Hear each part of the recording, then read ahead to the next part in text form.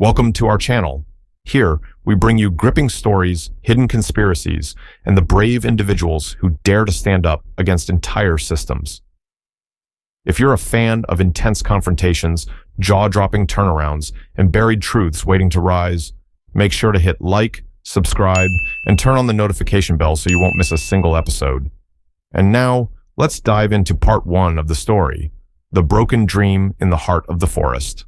As the sun cast its final golden rays through the thick pine canopy, Ronan Vale leaned back in a wooden chair on the porch of his newly purchased lodge, a remote hideaway deep in the Oregon woods.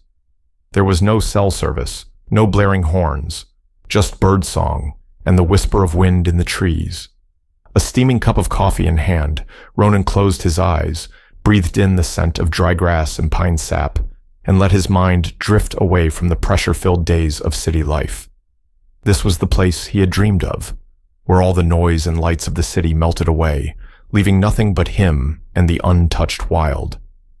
The cabin was far from luxurious, a rusted metal roof, railings on the verge of collapse, but to Ronan, it was a fortress of freedom. He had sold almost everything, emptied his savings, just to own this small piece of land. The only place not defined by schedules or invisible rules. A new beginning. An escape from a world that had grown too suffocating. But that peaceful feeling didn't last long. A low, rumbling engine broke the silence, tearing through the stillness like a warning. Ronan frowned, set down his coffee, and rose from his chair. A sleek black car made its way up the muddy trail, a sight completely out of place in this wilderness. No one was supposed to know he was here. No one had been invited. The car came to a smooth stop in front of the lodge. The door opened. A woman stepped out with deliberate, confident strides, dressed in a crisp blazer like she'd just walked out of a corporate boardroom. Karen, cold expression, tight lips, a stack of papers in one hand. No greetings, no pleasantries. She marched straight to the porch and knocked, with the face of someone collecting a debt. In that moment, Ronan knew. The peace he dreamed of was never real. It was only a fragile shell. And the woman who had just stepped out of the car was the first blade to pierce it. Ronan didn't even have time to react before the sharp, insistent knocking came again, more like a command than a request. He opened the door, partly out of curiosity, partly out of caution. Standing before him was the woman, Karen, with a carefully crafted, strained smile and eyes that didn't bother hiding their contempt. No greeting, no introduction. She held out a thick stack of documents and spoke as if reciting from a legal handbook. "I'm Karen. I'm here to collect your HOA fees. You owe $3,000. Ronan frowned. "HOA?" he repeated, completely puzzled. "I don't live in a neighborhood. This is private land, in the middle of the forest." But Karen didn't blink. She pushed the documents toward him, her voice sweet as syrup laced with razor blades. "It's all in the purchase agreement. Looks like you didn't read the fine print. Every property in this area falls under the jurisdiction of the HOA, and if you don't pay within 30 days, we'll be forced to take legal action." Ronan stared at her like she'd just dropped out of the sky. This couldn't be real. He had triple-checked every document before buying the lodge. There was no mention whatsoever of an HOA. He'd bought this place to escape pointless rules, not to walk into a new nightmare wrapped in legal jargon. Karen stood her ground, unmoving, as if his silence was a confession of guilt. Her smile curved upward into a challenge, carrying the smug certainty of someone who believed she held all the power. "You've got to be kidding me," Ronan said, his voice beginning to boil beneath a thin veneer of calm. "This is a scam." "Not at all," she replied, emphasizing every word. "I'll be back next week. If payment hasn't been made, the HOA will be forced to escalate." Without waiting for a response, Karen turned on her heel and walked back to her luxury car, like a judge who had just delivered a verdict from some secret court. Ronan stood frozen, the cold stack of documents in his hand, and in that moment, he realized this wasn't just an inconvenience, this was a declaration of war. Ronan closed the door, his back pressing against the wooden frame as if to keep himself from collapsing. The stack of documents still in his hand felt heavier than stone, Every page he flipped through made things more absurd. Unclear fees, vague clauses, a jumble of signatures and seals that looked like they'd been pieced together from overlapping lawsuits. Nothing made sense. Nothing felt legally sound. It all radiated the same unsettling truth. So fake, it was terrifying. He set the papers down on the table, opened his laptop, and began searching. The HOA listed on the paperwork, Clearwood Preservation Society, didn't appear in any of Oregon's official databases. No website, no registered address, just a virtual mailbox in the nearest town. Every sign pointed to one conclusion. This wasn't a real organization. It was a trap. Suspicion began to take root, and it spread fast, like wildfire under dry pine. Why him? Why this house, in the middle of nowhere, far from any residential community? To be random. He buys a secluded lodge, and less than a week later, someone shows up at his door demanding money, with pre-printed documents, complete with signatures and stamps. Too fast, too smooth, too perfectly timed. Just as Ronan was wrestling with the questions in his head, another knock echoed at the door. This one wasn't forceful like Karen's. It was slower, almost hesitant. Ronan stepped cautiously outside, still on guard. At the door stood a middle-aged man in a worn work jacket, a name tag pinned to his chest. Blake Henson, local contractor. "You're Ronan, right?" the man asked, voice rough but sincere.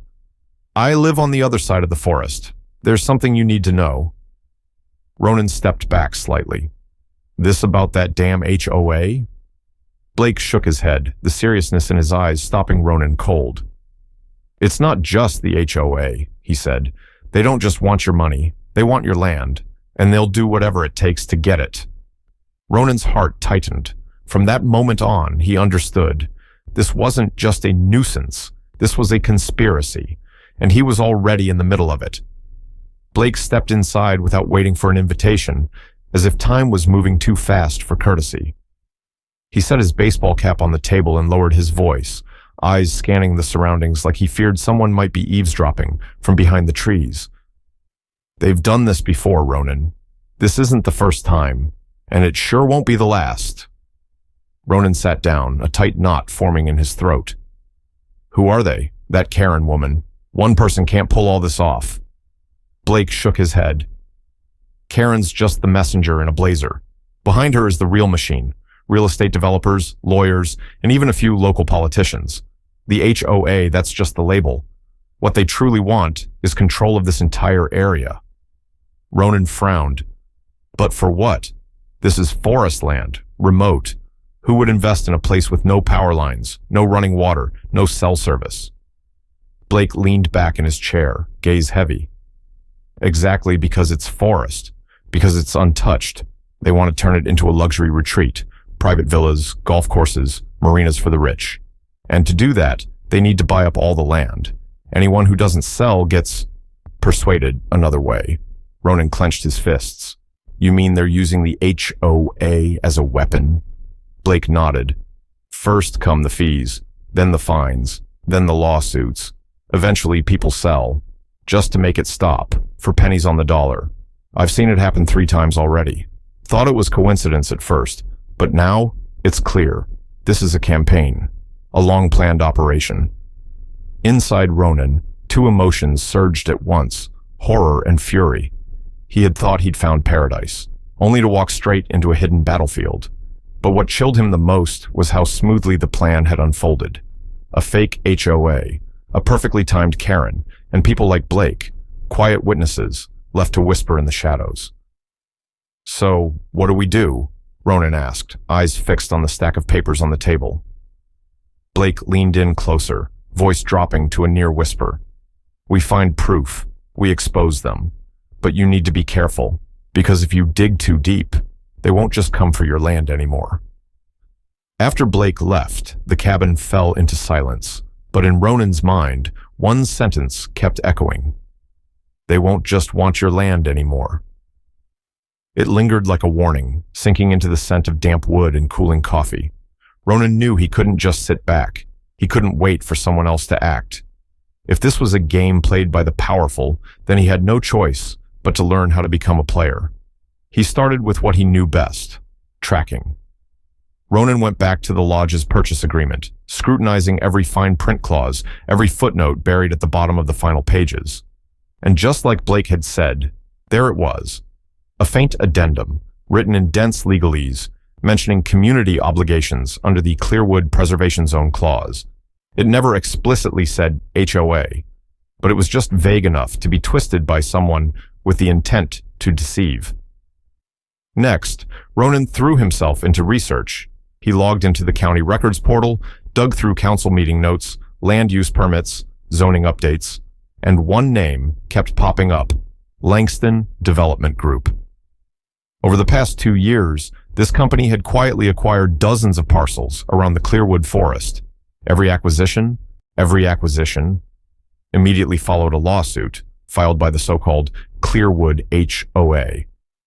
Ronan kept digging and found something that chilled him to the bone. The former residents of those parcels had vanished from public records. No complaints, no testimonies, no trace. This wasn't just forced sales anymore. This was erasure. It hit him then. He was entangled in something far bigger than he'd imagined. This wasn't just personal anymore. This was chess, and someone wanted to control the entire board. Ronan? He'd just been pushed into place as a pawn, but if he wanted to win, he needed a queen, someone who knew the law, someone who could fight with paperwork and justice. He opened his laptop and began typing, "Real estate lawyer against HOA, Oregon." Each click brought him closer to an answer, but it also brought him closer to the crosshairs of people who'd grown comfortable in the shadows. Just as the dim glow of Ronan's laptop screen flickered in the dark, his phone rang. An unknown number. For a moment, he almost didn't answer, but something in his gut told him this wasn't just a random call. He picked up. "Ronan?" The voice on the other end was low, shaky, like someone speaking from inside a locked cabinet. "Who is this?" Ronan asked, his tone dropping into a guarded hush. "I can't say my name," the person replied, "but I used to work in the system. That HOA, it's just a front. Everything Blake told you is true, and it's worse." Ronan sat upright, no longer leaning against his chair. "You're talking about Langston Development Group?" "It's not just Langston," the voice said quickly. "They're only one piece. There are anonymous investors, local politicians on the take, and even police who look the other way. The HOA, it's just the tip of the iceberg. They're manipulating the system from the inside." "So, what do I do?" Ronan asked, heart beginning to pound. "I need proof. I need to expose them." "Start with Karen," the voice said after a shaky breath. "She's not just the one handing out violation notices. She's on the internal operations board. She handles the difficult cases, people who refuse to cooperate. She didn't come to your house by accident. You're their next target." "Do you have anything? Documents, emails, recordings?" Ronan pressed. "Number. But I know there's a secret meeting next week. Langston, Karen, even Councilman Hale will be there. I'll send you the location. If you can record even part of that meeting, you'll have something the press and the courts can't ignore." Before Ronan could ask another question, the line went dead. Only the sound of wind tapping against the window remained. He sat frozen for a few seconds, mind spinning. A golden opportunity, but also a double-edged sword.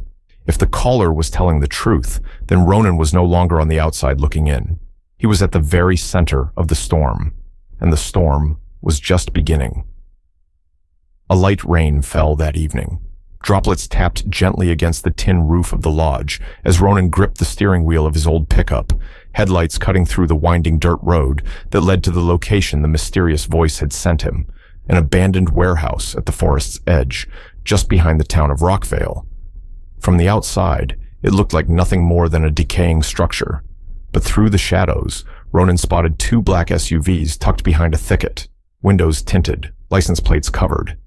He parked a distance away, turned off the lights, and followed the slick, muddy incline on foot.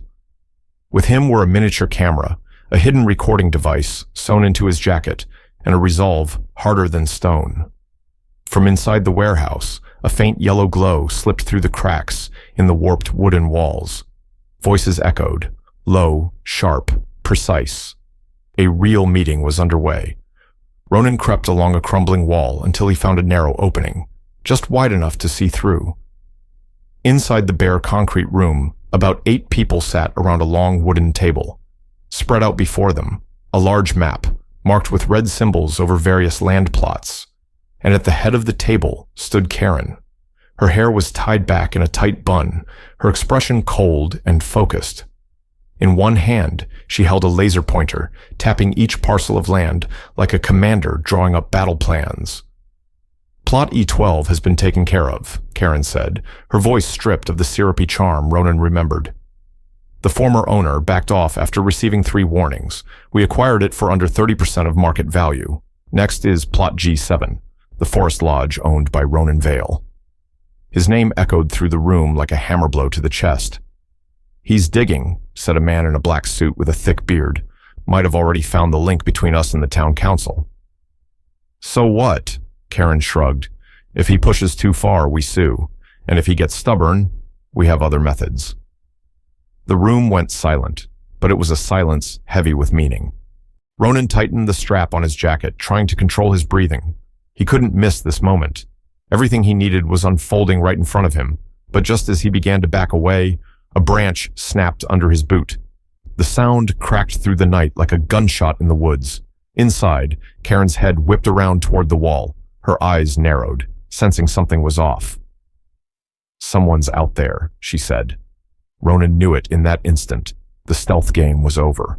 Now it was time to run and survive with the evidence in hand. Ronan sprang up, tearing himself away from the gap in the wall with every ounce of speed adrenaline could fuel. Behind him came the crash of chairs, the pounding of heavy boots on concrete. And then Karen's voice, sharp and furious. Get him! He hurled himself down the hill, slipping through the slick mud, but never stopping. Wind lashed his face, rain stung his eyes, but there was only one thing on Ronan's mind. Get out with the memory card. That was the kill shot. The live ammunition against an entire corrupt empire hiding behind the name of the HOA. Behind him, flashlights swept between trees. At least 2 pursuers, armed. They didn't shout his name. They didn't call out. They were hunting him, like predators stalking prey through the woods. Ronan dashed across a shallow creek, water soaking through to his ankles. His shoes caked in mud, lungs burning. But he refused to stop. If they caught him, he wouldn't be a witness. He'd be the next one to disappear. After nearly half an hour running through pitch-black forest, Ronan finally crouched beneath a massive tree, gasping for air. The darkness had swallowed his pursuers, but the fear still clawed at him.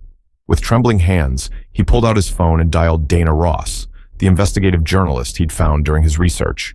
She was the only one who might bring this into the light. The phone rang. Ronan?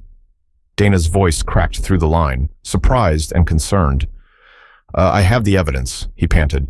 The meeting. I recorded it. My name was on their hit list. They're hunting me. Where are you? In the woods, near Rockvale. I'll head to your newsroom at sunrise. No, too dangerous. There's a field cabin north of the forest. The paper uses it for emergency meetups. I'll send you the coordinates. Go there now. Don't let anyone follow you. The message arrived seconds later. Ronan saved it and rose to his feet. It was still raining, the night still black. But now he had 2 things his enemies feared most: the truth and the will to fight back. He pulled up the hood of his jacket and vanished into the night like a phantom. They had drawn first blood, but he held the detonator now. And when the sun rose, the world would know exactly who Karen really was. As the first light of dawn swept over the town of Rockvale, Ronan stood outside the Rockvale Tribune, a weathered brick building wedged between 2 auto repair shops and a donut diner. His heartbeat thundered in his chest as he stepped through the glass door, hand clenched tightly around a USB drive containing the recording from the night before. Dana Ross was waiting. She was the kind of journalist powerful people hated, hair pulled back tight, eyes sharp as blades, and a voice that never shook. When Ronan handed her the USB, she didn't waste time with greetings or pleasantries. She simply nodded, plugged it into her laptop, and hit play. Karen's voice rang clear through the speakers. Plot G7, the forest lodge of Ronan Vale. Then came another man's voice. He's investigating. And finally, the chilling warning. If he won't cooperate, we have other methods. Dana looked up, her doubt gone, her eyes steely. Jesus, she whispered. We're holding gold. She reached for her phone, about to call the editor to prep a special expose, when a knock echoed through the building. Not a gentle knock from the mailman, but 3 hard, deliberate bangs, like a command. Dana glanced at Ronan, then moved to the window, pulling the curtain aside. A black SUV sat parked out front. 2 men in dark suits and sunglasses waited outside. One held a briefcase. The other had something beneath his coat that looked a lot like a weapon. Damn it, Dana muttered. They found us faster than I thought. Ronan stepped back, his hand curling into a fist. Can we lock the door? But Dana was already heading for the front. She wasn't the type to run. The door opened. The man with the briefcase stepped inside, offering a cold, polite smile. Good morning. We represent the legal team for the Clearwood HOA. We understand a Mr. Ronan Vale is present. There's no Ronan here, Dana replied, her voice flat as steel. Don't waste our time, the man said, smile fading. He's tampering with our organization's property. The information in his possession was obtained illegally. If you don't turn it over, the consequences will be significant. From the shadows, Ronan stepped forward. I'm right here, and I'm not handing over a damn thing. You think a suit and a threat will scare me? The man narrowed his eyes. You have no idea who you're up against. No, Ronan replied, his voice low and solid. You have no idea who you're up against. Dana snapped her fingers. A small security camera above the door blinked to life. This entire conversation was just live-streamed on 3 different platforms. And the evidence? It's already been backed up an hour ago. The air froze. The 2 men glanced at each other, a single, silent beat. Then they turned and walked out the door without another word. The door shut behind them. That was the opening act, Dana said, turning to Ronan. Now it's time to blow the whole facade wide open. The article was published at 6 a.m. the next morning, splashed across the front page of the Rockvale Tribune, and simultaneously released on 3 of Oregon's largest digital news platforms. The headline blazed in bold red letters, Fake HOA, a legal facade hiding a land grab conspiracy. Photos from the secret meeting, audio clips, lists of illegally acquired properties, and Langston Development Group's investment records were laid out across every page, every paragraph, and at the center of it all, one name stood out, Karen. The reaction was immediate and explosive. Local news stations flooded the Tribune's phone lines. Residents from around Clearwood rushed in, clutching papers they once thought were unimportant, now realizing they had been bait in a much larger scheme. A team of volunteer attorneys mobilized. Councilman Hale's office was locked down for investigation. Langston Development froze all investment accounts and shut down its headquarters. While the town boiled over with chaos, Ronan stood silently on the porch of his lodge. The scent of morning dew still lingered in the air, but the forest was different now, no longer a place to hide, but a battleground where he had just won the first round. Gravel crunched along the dirt road. Dana stepped out of her old Subaru, carrying 2 steaming cups of coffee. You've done something they won't forget anytime soon, she said, handing him a cup. They'll be back, Ronan replied, his voice calm. Karen won't vanish that easily, and Langston still has people behind the scenes. They're just retreating to find their next move. Then so will we. Dana shrugged, then smiled. You're not fighting this alone anymore.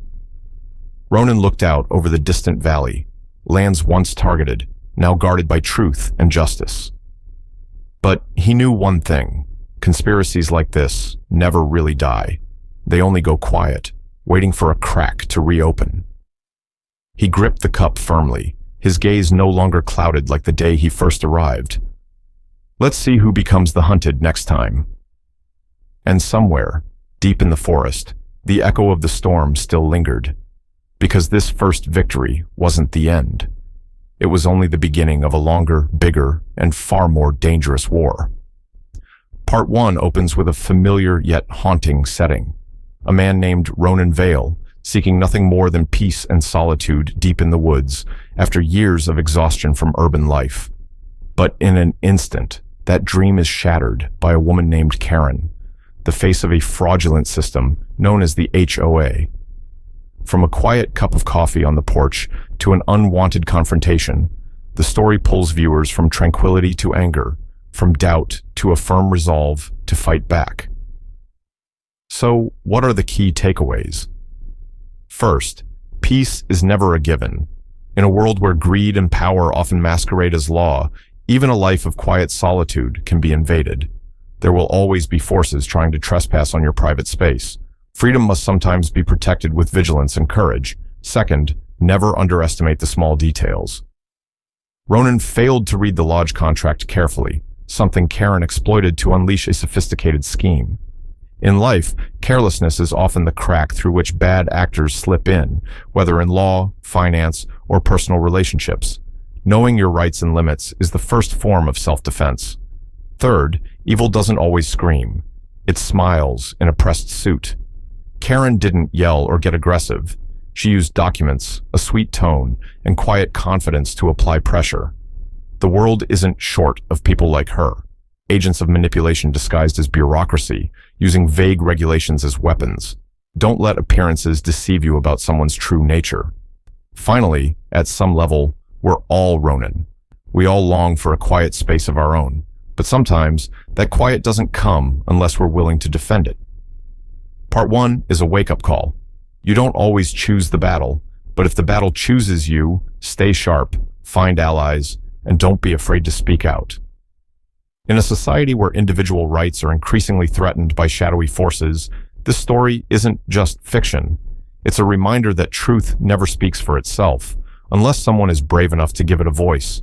If you felt outraged when Karen had the audacity to drag the HOA deep into the woods to threaten and shamelessly extort money, if you believe no one should be deceived or intimidated just for wanting to live in peace on their own land, then stand with Ronan by hitting like on this video, subscribing to the channel for the next chapter, and sharing this story so others can be warned. Because who knows, the next Karen might be knocking on someone's door right now. Ronan's battle is just beginning. And if you think the HOA stopped after one defeat, you haven't seen how Karen comes back in part 2. See you in the next episode, where darkness doesn't let go so easily.